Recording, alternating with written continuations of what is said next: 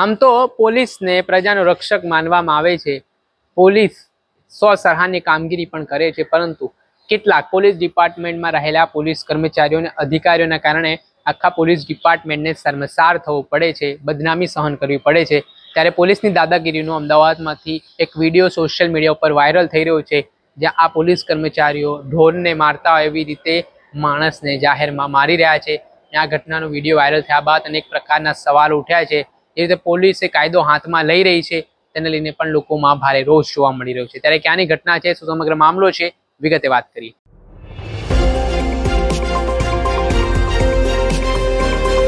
નમસ્કાર દર્શક મિત્રો, સ્કાયનેટ મીડિયામાં આપનું સ્વાગત છે. હું છું ફૈઝાન.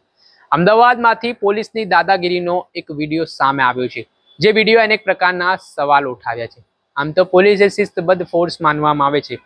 પોલીસ વિભાગમાં કેટલાક સારા અધિકારીઓ અને કર્મચારીઓ છે કે જે દિવસ રાત લોકો માટે તત્પરતાથી કાર્ય કરી રહ્યા છે, લોકોની સુરક્ષા માટે ખડે પગે કામ કરી રહ્યા છે.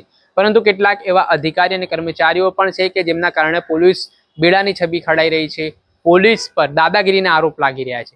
ત્યારે આ જ પ્રકારનો એક વિડીયો અમદાવાદના દિવાન બલ્લુ સ્કૂલ હીરાબાઈ માર્કેટ પાસેથી સામે આવ્યો છે, જેમાં પોલીસ કર્મચારીઓ છે તે બેફામ બન્યા હોય અને ઢોરને મારતા હોય તેવી રીતે યુવકને લાકડીઓ વડે ફટકારી રહ્યા છે, અને તેના જ કારણે અનેક પ્રકારના સવાલ ઉઠી રહ્યા છે. અને આ પોલીસ કર્મચારીઓ સામે કડકમાં કડક કાર્યવાહીની માંગ પણ ઉઠી છે. આ ઘટનામાં એવું છે કે જે હાલ યુવક દેખાઈ રહ્યો છે વિડીયોમાં, તે યુવક રોંગ સાઈડ ઉપરથી જતો હશે અને આ દરમિયાન પોલીસ કર્મચારીઓ સાથે કોઈ બાબતને લઈને બોલાચાલી થઈ. જોતજોતામાં મામલો ઉગ્ર બન્યો અને આટલામાં જ આ પોલીસ કર્મીઓ છે તે ઉશ્કેરાઈ ગયા અને તેમણે પોતાની ગાડીમાંથી ધોકો કાઢ્યો ને દંડો કાઢ્યો અને તે દંડા વડે હાલ તમે વિડીયોમાં પણ જોઈ શકો છો કે યુવકને મારવામાં આવી રહ્યો છે. આ ઘટનાના કારણે અનેક પ્રકારના સવાલ ઉઠ્યા છે.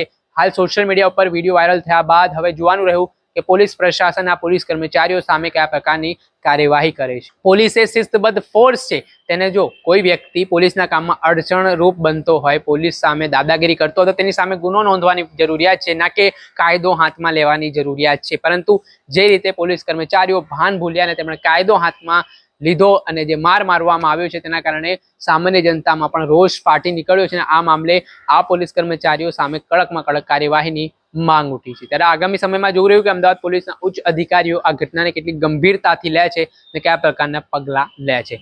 દર્શક મિત્રો, સ્કાયનેટ મીડિયાને આપ લાઈક કરી લો, સબસ્ક્રાઇબ કરી લો અને શેર કરવાનું ભૂલતા નહીં.